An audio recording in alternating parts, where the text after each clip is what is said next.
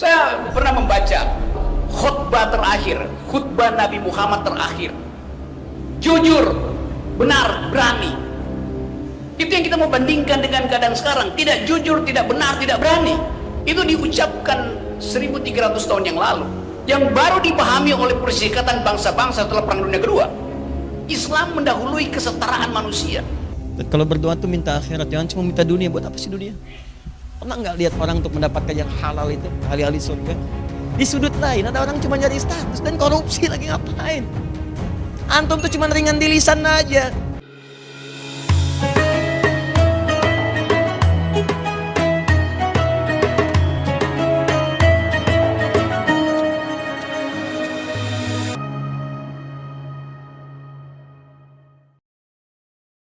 Saya di sini minoritas, sangat minoritas. Tapi saya ingat bahwa Nabi Muhammad menulis naskah Traktat Madinah yang isinya adalah dalil tentang kesetaraan manusia, yang isinya adalah undangan persahabatan. Jadi sangat kontekstual yang diterangkan tadi oleh teman-teman, bahwa kita masuk di dalam upaya untuk merefleksikan gaya berpikir, gaya batin, gaya politik dari Nabi Muhammad. Jelas Nabi Muhammad adalah seorang politisi, jelas Nabi Muhammad adalah seorang negarawan, jelas Nabi Muhammad adalah pemimpin dunia, karena sesuatu yang diucapkan dari tahun abad ke-6, tahun 602 Masehi, sampai sekarang orang membaca kembali risalah sosiologis atau versi politik atau terjemahan hermeneutik dari ayat-ayat Quran, terutama tentang keadilan sosial. Sekarang ada keresahan di dunia ini, desain apa yang memungkinkan manusia hidup berdampingan dalam status keadilan sosial. Ada kapitalisme, gagal. Ada komunisme, berbahaya. Orang masuk sekarang pada upaya untuk memikirkan jenis ekonomi, jenis transaksi sosial yang dasarnya adalah kesetaraan manusia. Orang pergi pada studi-studi baru tentang Islam, karena Islam adalah dokumen yang selesai, dokumen yang final, sebagai revelation, sebagai wahyu. Tidak ada interpretasi. Setelah itu, 1 tahun setelah meninggalnya Nabi, naskah itu selesai dan tidak ada interpretasi lain. Jadi orang melihat betul bahwa secara tekstual Quran itu memuat secara sempurna, secara lengkap seluruh bayangan manusia tentang kehidupan pribadi, kehidupan dengan alam, kehidupan dengan akhirat, dan kehidupan bernegara. Jadi saya menganggap bahwa ini ada satu dokumen sosial yang jadi acuan ketika dunia mengalami fata morgana, mengalami ilusi tentang masa depan. Itu yang memungkinkan. Saya belajar filsafat Islam cukup lama, 5-6 tahun, dan sekarang masih baca tuh. Tapi yang unik pada kita adalah kalau kita mau refleksi tentang apa sebetulnya nilai kepemimpinan leadership dari Nabi Muhammad. Apa leadershipnya? Fakta pertama adalah kepemimpinan beliau terus menjadi model dari sepertiga umat manusia. Banyak sekali itu. Kalau sekarang 9 miliar, ada 3 miliar orang secara statistik yang menganggap bahwa desain keadilan sosial ada pada Islam itu. Kita punya Pancasila, tapi itu adalah kesepakatan kewarganegaraan yang interpretasinya masih macam-macam itu. Jadi saya senang di sini karena kita mampu untuk mengucapkan kembali dalil-dalil itu. Dalil pertama yang saya tahu, dan saya kira bagian yang paling penting tadi adalah perintah untuk berjihad. Berjihad artinya mengucapkan kebaikan dan menyelenggarakan kebaikan. Berjihad artinya menghalangi keburukan dan mengupayakan tidak bertambahnya kejahatan. Itu pengertian saya. Tetapi negara sering menganggap jihad artinya kekerasan.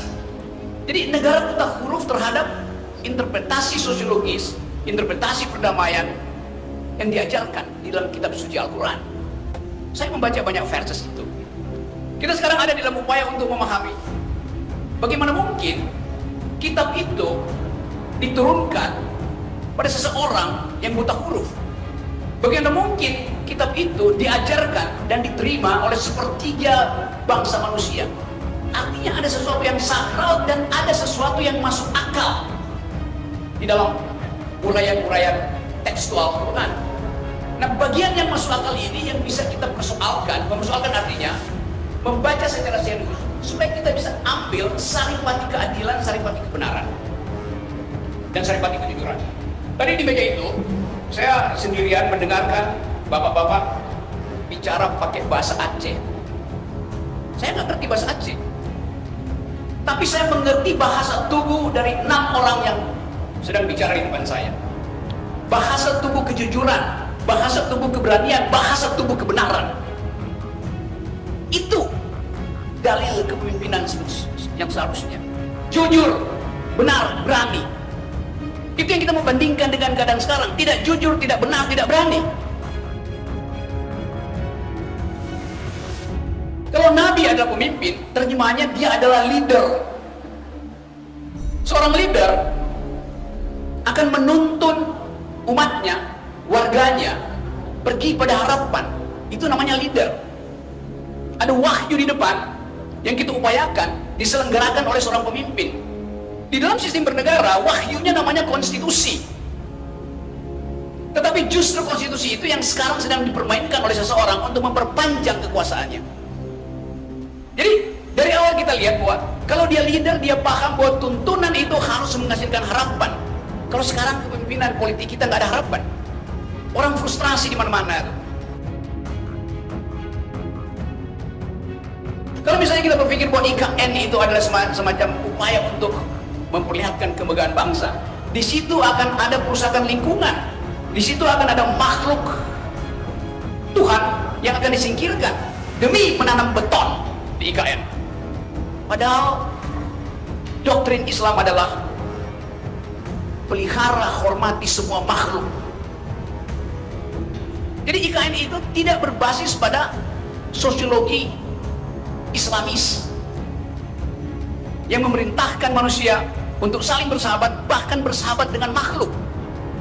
Kalau kita perluas pembicaraan ini, kita kehilangan kemampuan untuk membaca masa depan karena seolah keadilan sosial itu terhalang oleh kita.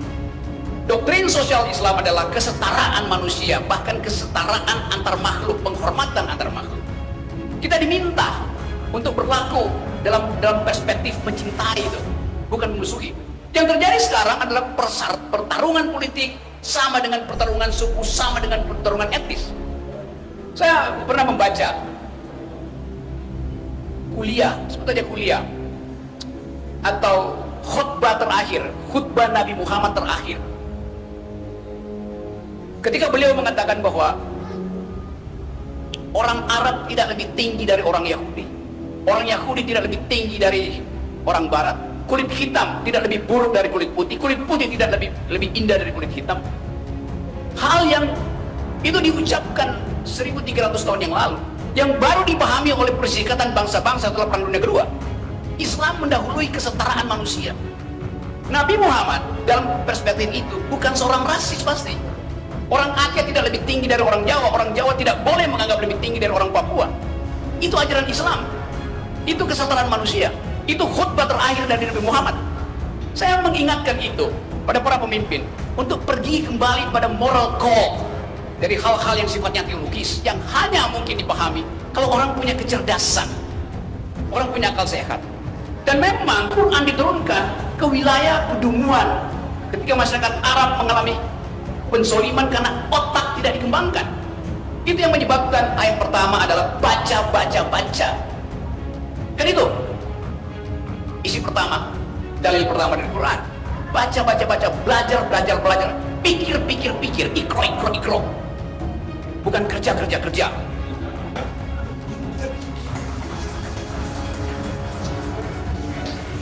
Jadi kalau kita memakai paradigma itu, bagian sosiologis, tentu saya tidak bisa bicara bagian akidah, bagian teologis, tapi saya paham sosiologi Islam itu.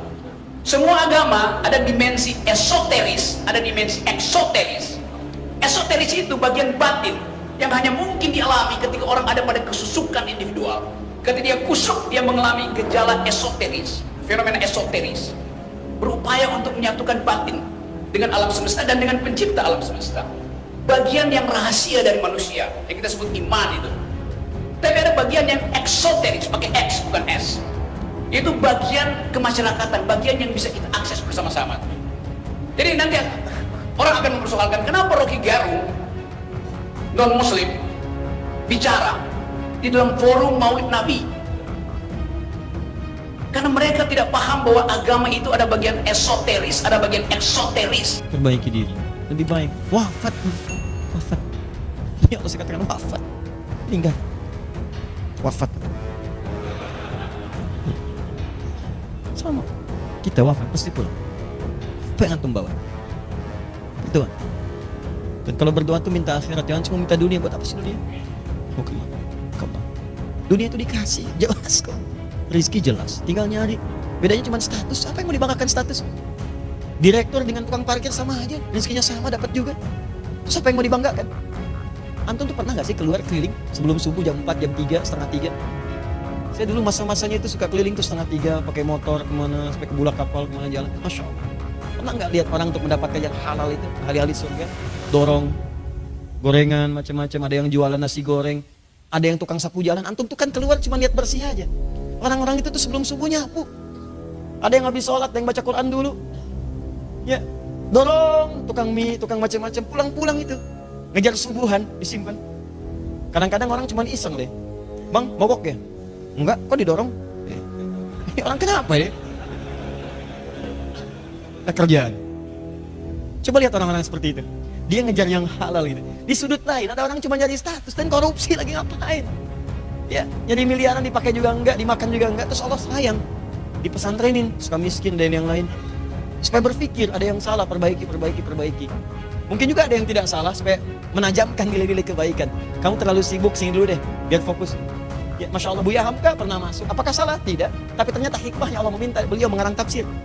Nabi Yusuf salah? Tidak. Hikmahnya mendakwahi orang-orang di dalamnya untuk menyiapkan kekuatan di masa yang akan datang ketika beliau jadi pejabat. Ada. Itu luar biasa gitu. Dihadapi aja teman-teman, hadapi. Ya, jadi semua apa yang kita kerjakan, kalau Allah sudah katakan halal, halal. Antum mau jadi apa, cari yang halal. Kalau bisa mendapat yang halal, ngapain nyari yang haram? Ngapain? Tapi kan yang belum jelas surganya, antum mau surga mana? Terus Nabi katakan Firdaus, apa amalannya? Bangga mengatakan ringan, Firdaus, apa amalan antum? Antum tuh cuma ringan di lisan aja. Firdaus, surga, amalan anda apa? Lihat mata anda di cermin yang penuh dengan dosa. Tatap wajah anda yang penuh dengan dosa. Tatap lisan kita yang banyak maksiat. Tatap tangan kita yang pernah berbuat buruk. Tatap kaki kita yang melangkah pada maksiat. Apakah layak antum jadi ahli surga? Kenapa anda begitu ringan meminta kepada Allah Firdaus? Sementara anda tidak buktikan dengan ikhtiar. Dan itu baru anda, belum anak anda. Apa anda ridha masuk surga sementara anak-anak anda berteriak masuk neraka? Tolong saya, tolong saya. Yauma yafirrul mar'u min akhi wa ummihi wa abi wa sahibatihi wa bani likulli imri'in minhum yawma idzin sya'nu yughni. Akan tiba satu masa semua orang sudah enggak peduli. Pengen saya. Lupa dengan anak, lupa dengan suami, lupa dengan istri, lupa dengan ibu, lupa dengan ayah. Dan mereka teriak minta tolong saya, tolong saya. Apa yang anda bisa kerjakan? Karena itu anda usaha. Dunia itu mudah, kecil. Kalau ada nilainya hanya sebesar sayap nyamuk saja, Allah nggak akan berikan kepada orang nggak beriman. Kita mesti berubah. Nah saudara seiman semua, Ustadz Adi Hidayat dalam ceramahnya yang sangat emosional menekankan pentingnya mencari rezeki halal dan menjauhi korupsi. Beliau menyampaikan pesan ini dengan penuh emosi, bahkan sampai menangis. Hal tersebut menunjukkan betapa pentingnya ini dalam negara dan kehidupan kita. Pesan ini sangat relevan bagi semua kalangan, terutama pejabat dan pemimpin yang memiliki tanggung jawab besar terhadap masyarakat. Mengingatkan bahwa kita semua akan meninggal dunia, menekankan bahwa harta dan jabatan bersifat sementara, sedangkan amal perbuatan kita akan dibawa ke akhirat. Ustadz Adi Hidayat sampai menangis dalam ceramahnya, itu menunjukkan ketulusan dan kepeduliannya terhadap kondisi negara dan masyarakat saat ini.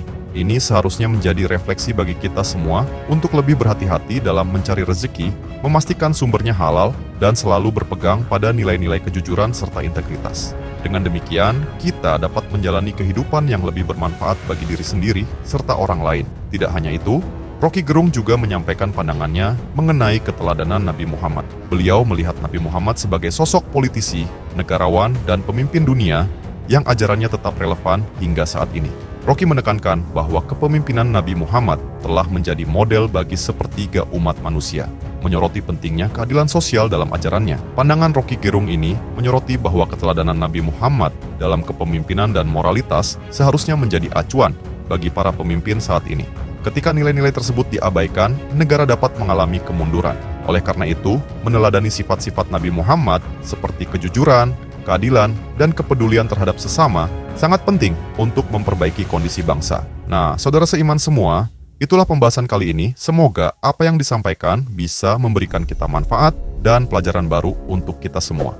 Jangan lupa untuk like, comment, and subscribe supaya kalian tidak ketinggalan info terbaru dari Dakwah Official. Sekian video kali ini, sampai jumpa di video berikutnya. Wassalamualaikum warahmatullahi wabarakatuh.